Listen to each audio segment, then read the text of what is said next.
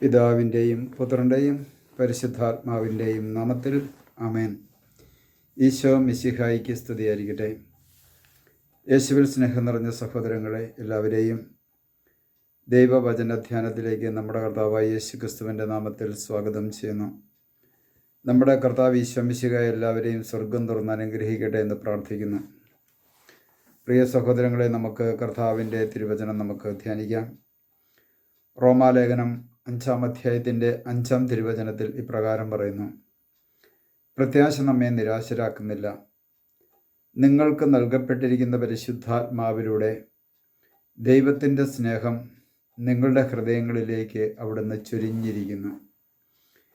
ഇവിടെ ദൈവത്തിൻ്റെ പരിശുദ്ധാത്മാവ് വളരെ വ്യക്തമായിട്ട് നമ്മെ ഓർമ്മിപ്പിക്കുകയാണ്, പ്രത്യാശ നമ്മെ നിരാശരാക്കുന്നില്ല. ഒരു മനുഷ്യന് തിരുസഭയിലുള്ള അംഗമായി മാറ്റപ്പെട്ട ഒരു വ്യക്തിയെ സംബന്ധിച്ചിടത്തോളം ദൈവത്തിൽ ഉള്ള പ്രത്യാശ ഏറ്റവും മഹത്വമാണ്. ദൈവത്തിൽ പ്രത്യാശ വെക്കുന്ന ഒരു വ്യക്തിയുടെ ജീവിതത്തിൽ ഒന്നിനും ഒരു കുറവുമില്ലാതെ ആ വ്യക്തിയെ പരിപാലിച്ചു കൊണ്ടുപോകുവാൻ ദൈവത്തിൻ്റെ പരിശുദ്ധാത്മാവിന് സാധിക്കും. അതുകൊണ്ടാണ് വചനം ഇപ്രകാരം പറയുന്നത്, പ്രത്യാശ നമ്മെ നിരാശരാക്കുന്നില്ല. തുടർന്ന് പറയുകയാണ്, നിങ്ങൾക്ക് നൽകപ്പെട്ടിരിക്കുന്ന പരിശുദ്ധാത്മാവിലൂടെ ദൈവത്തിൻ്റെ സ്നേഹം നിങ്ങളുടെ ഹൃദയങ്ങളിലേക്ക് അവിടുന്ന് ചൊരിഞ്ഞിരിക്കുന്നു. ആ വചനം മറക്കരുത്. നിങ്ങൾക്ക് നൽകപ്പെട്ടിരിക്കുന്ന പരിശുദ്ധാത്മാവിലൂടെ ദൈവത്തിൻ്റെ സ്നേഹം നിങ്ങളുടെ ഹൃദയങ്ങളിലേക്ക് അവിടുന്ന് ചൊരിഞ്ഞിരിക്കുന്നു. ദൈവം നമുക്ക് നൽകിയ പരിശുദ്ധാത്മാവാണ് ദൈവത്തിൻ്റെ സ്നേഹം കൊണ്ട് എന്നെ നിറയ്ക്കുന്നത്. എങ്ങനെയാണ് ദൈവത്തിൻ്റെ പരിശുദ്ധാത്മാവിനെ ദൈവം നമുക്ക് നൽകിയത്? ഒരു വ്യക്തിയുടെ ജീവിതത്തിലേക്ക് ദൈവം പരിശുദ്ധാത്മാവിനെ നൽകുന്ന ഏറ്റവും പരമപ്രധാനമായ വഴികൾ ഒന്നാമതായി തിരുസഭയിലൂടെയാണ്. തിരുസഭയിൽ കൂദാശകളിലൂടെയാണ് ദൈവം തൻ്റെ ആത്മാവിനെ ഒരു വ്യക്തിയുടെ ജീവിതത്തിലേക്ക് അയക്കുന്നത് എന്ന് ദൈവവചനം പഠിച്ചാൽ നമുക്ക് മനസ്സിലാക്കാൻ സാധിക്കും. മാമോദിസ എന്ന കൂദാശയിലൂടെയും സ്ഥൈര്യലേപനം എന്ന കൂദാശയിലൂടെയും ദൈവത്തിൻ്റെ പരിശുദ്ധാത്മാവിനെ, അതോടൊപ്പം തന്നെ വിശുദ്ധ കുർബാനയിലൂടെയും കുമ്പസാരത്തിലൂടെയും ഓരോ കൂദാശകളിലൂടെയും ദൈവം തൻ്റെ ആത്മാവിനെ നമ്മുടെ ഓരോരുത്തരുടെയും ഹൃദയത്തിലേക്ക് ചൊരിഞ്ഞുകൊണ്ട് അയച്ചുകൊണ്ടിരിക്കുകയാണ്. ഈ സത്യം നമ്മൾ ഓരോരുത്തരും മനസ്സിലാക്കണം. ഒരു വ്യക്തിക്ക് ദൈവത്തിൻ്റെ പരിശുദ്ധാത്മാവിനെ ലഭിക്കുന്നത് കൂദാശകളിലൂടെയാണ്. വചനം പഠിച്ചാൽ ഒരേ ഒരു സാഹചര്യത്തിൽ മാത്രമേ മാമോദിസ സ്വീകരിക്കാത്ത വ്യക്തികളിലേക്ക് ദൈവം തൻ്റെ പരിശുദ്ധാത്മാവിനെ പുതിയ നിയമ കാലഘട്ടത്തിൽ അയച്ചതായിട്ട് നമുക്ക് കാണുവാൻ സാധിക്കുകയുള്ളൂ. അപ്പസ്തോല പ്രവൃത്തികളുടെ പുസ്തകം 10-ാം അധ്യായത്തിൻ്റെ 47 മുതലുള്ള തിരുവചനത്തിൽ പത്രോസ് വചനം പ്രസംഗിച്ചു കൊണ്ടിരുന്നപ്പോൾ കേട്ടുകൊണ്ടിരുന്ന എല്ലാവരുടെയും മേലും പരിശുദ്ധാത്മാവ് വന്നു എന്ന് വളരെ വ്യക്തമായിട്ട് എഴുതിയിട്ടുണ്ട്. വിജാതീയരുടെ മേൽ പോലും പരിശുദ്ധാത്മാവിൻ്റെ അനുഗ്രഹം വർഷിക്കപ്പെട്ടു. അവർ ദൈവത്തെ സ്തുതിക്കുകയും മഹത്വപ്പെടുത്തുകയും ചെയ്തു. അപ്പോൾ പത്രോസ് എഴുന്നേറ്റ് എന്ന് പറയുന്ന ഒരു കാര്യമുണ്ട്, നമ്മെപ്പോലെ പരിശുദ്ധാത്മാവിനെ സ്വീകരിച്ച ഇവർക്ക് ജ്ഞാനസ്നാന ജലം നിഷേധിക്കാൻ ആർക്ക് സാധിക്കും?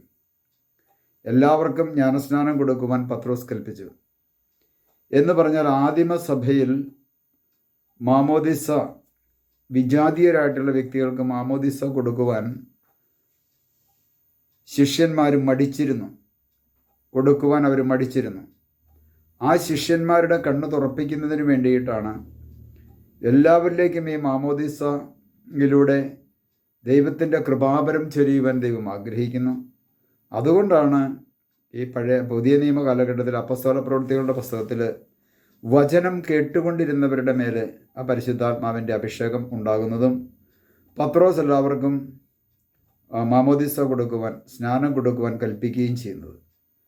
പ്രിയ സഹോദരങ്ങളെ, നമ്മൾ ഓരോരുത്തരും ഒന്ന് ചിന്തിക്കണമേ. തിരുസഭയിൽ അംഗമായി മാറ്റപ്പെട്ട ഓരോ വ്യക്തിയുടെയും ജീവിതത്തിലേക്ക് കൂദാശകളിലൂടെ ദൈവം തൻ്റെ പരിശുദ്ധാത്മാവിനെ നൽകിയിരിക്കുന്നു. പക്ഷെ പലപ്പോഴും പലരും ആ പരിശുദ്ധാത്മാവിലുള്ളൊരു ജീവിതം, ആ പരിശുദ്ധാത്മാവുമായി യാതൊരു ബന്ധവുമില്ലാത്ത ഒരു ജീവിതമാണ് ഇന്ന് പല വ്യക്തികളും നയിച്ചുകൊണ്ടിരിക്കുന്നത്. ദൈവം, ദൈവത്തിൻ്റെ സ്നേഹം, ദൈവത്തിൻ്റെ ജീവൻ, ദൈവത്തിൻ്റെ കരുണ, ദൈവത്തിൻ്റെ കൃപ, ദൈവത്തിൻ്റെ അനുഗ്രഹമെല്ലാം നമ്മളിലേക്ക് വർഷിക്കുന്നത് തൻ്റെ ആത്മാവിലൂടെയാണ്.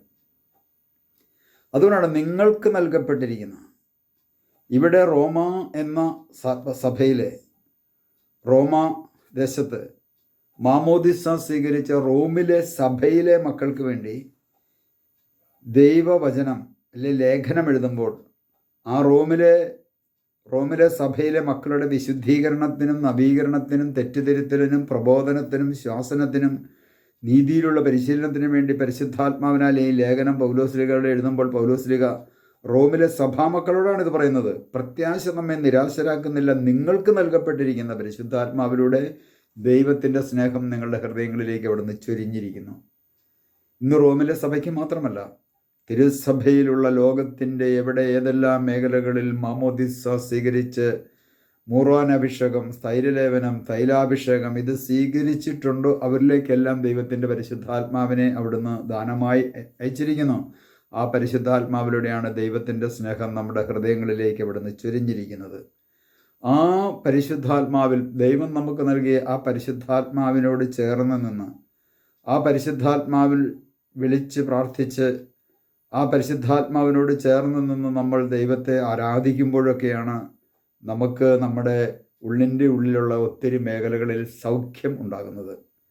പ്രിയ സഹോദരങ്ങളെ, നമുക്ക് ഈ വചനം ഹൃദയത്തിൽ സ്വീകരിച്ചുകൊണ്ട് നമുക്കൊരു നിമിഷം പ്രാർത്ഥിക്കാം. കർത്താവായ യേശുവേ, പ്രത്യാശ നമ്മെ നിരാശരാക്കുന്നില്ല, നിങ്ങൾക്ക് നൽകപ്പെട്ടിരിക്കുന്ന പരിശുദ്ധാത്മാവിലൂടെ ദൈവത്തിൻ്റെ സ്നേഹം നിങ്ങളുടെ ഹൃദയത്തിലേക്ക് അയച്ചിരിക്കുന്നുവെന്ന് അരുളി ചെയ്ത കർത്താവേ, ഞങ്ങളുടെ ഹൃദയത്തിൽ വസിക്കുന്ന പരിശുദ്ധാത്മാവിനെ ഉജ്ജ്വലിപ്പിച്ചുകൊണ്ട് ആ പരിശുദ്ധാത്മാവിലൂടെ ഒരു ജീവിതം നയിക്കുവാനായിട്ടുള്ള കൃപയും അനുഗ്രഹവും ഞങ്ങൾക്ക് ഓരോരുത്തർക്കും നൽകി ഞങ്ങളെ അനുഗ്രഹിക്കണമേ. പിതാവിൻ്റെയും പുത്രൻ്റെയും പരിശുദ്ധാത്മാവിൻ്റെയും നാമത്തിൽ ആമേൻ.